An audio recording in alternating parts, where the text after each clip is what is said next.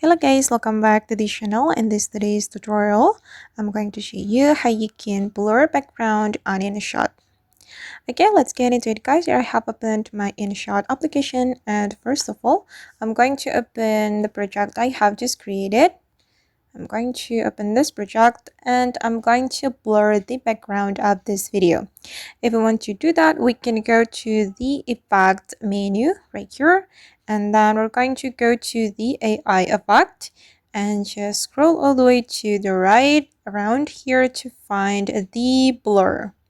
Okay, in this blur effect, you can choose this ghost effect. Okay, and you can choose how blurry you want it to be. You can make it super blur or less blur like this, and it's up to you.